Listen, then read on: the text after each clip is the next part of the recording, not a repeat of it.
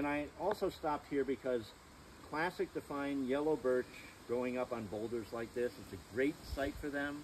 The boulders get covered in a mat of moss. Yellow birch has very small seeds that do very well seeding in a moss mats and also shade tolerant. So the two trees you really very frequently see growing on boulders in the woods like this are yellow birch and hemlock. Both of them are just really, really good at this. Now I should mention all of our trees, when they are young, have photosynthetic bark. On birches, these horizontal lines in the bark are lenticels. And lenticels are in the tree bark so that the tree can take in carbon dioxide and do bark photosynthesis. So I'll just take off a twig here, this yellow birch, and we'll pass it around. And I'm just going to peel it back, and you will see that underneath, we'll pass this around. Just take a look, you'll see it's sort of greenish underneath, and smell where I've rubbed off, the bark there. And if you can't smell it, you can rub off some more bark on your own. We'll pass one this way.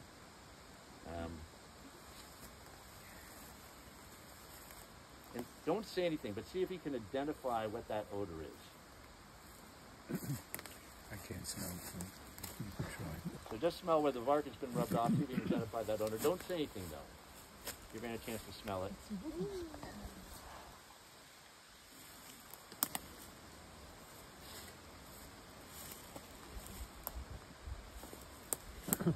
So when trees, as they age, their bark gets thicker, they start being bark photosynthetic. But upper branches on all trees are bark photosynthetic, even if they're really old trees.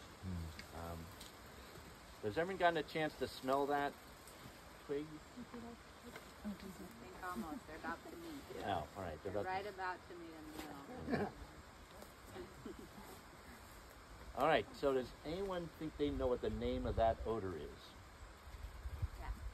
What? Wintergreen? It's wintergreen, absolutely. So why do you think yellow birch has that wonderful smell underneath its bark?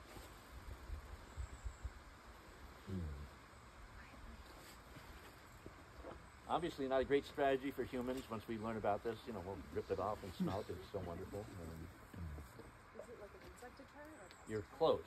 Something bigger than an insect. Deer repellent. It's a repellent for browsers, deer and moose. So deer and moose will not eat much of this because the technical name of wintergreen is methyl salicylate. Does salicylate remind anyone of anything? Aspirin. To make aspirin commercially viable, it had to be buffered. Matter of fact, one brand called Bufferin, because there was a nasty side effect of unbuffered aspirin. Anyone know what that is? Close. Very bad indigestion. This is way, way more potent. This is super potent. So any deer or moose that eats much of this wintergreen is going to get massive indigestion problems. Now, I learned this the hard way. I followed Joel Gibbons' recipe for making birch beer. And I was working with black birch, which is, a more southerly form of the birch. And that has even more wintergreen in it than the yellow birch. And 1 pint, as his recipe said, for every gallon of black birch sap you get, you cut the finest twigs into 1-inch lengths until you can pack a quart jar, then you dump that all in the gallon and boil it. And so 1 pint, I was quickly down in the emergency room in Brattleboro, and the doctor's saying, "What'd you take?" I said, "I made birch beer." And they go, "Oh my God, methyl salicylate poisoning. We haven't had that in a while." I said, "What are you talking about?" They said, "That's the technical name of wintergreen." He said, "All right. On the way in, did it get any worse?" I said, "No." They said, "All right, we'll just keep under observation for half an hour. If it doesn't get worse, we'll send you home. But if it gets worse, we'll have to pump your stomach." So, in small amounts, very helpful, but in large amounts, not good. Tom, is there a seasonality with that where it's more potent in the trees? I mean, I don't know that that's a very effective deterrent for moose. They love this stuff. They can't eat a lot of it. They'll eat some of it. They can't eat a lot of it. Okay. Yeah. If you were going to make birch beer again, what would you do differently? I'm not going to make it again. I'm sure that there's a way to, they make birch, beer soda and stuff. So there's a way to get that chemical and I guess denature it in some way so it's not toxic. But I don't know how to do that.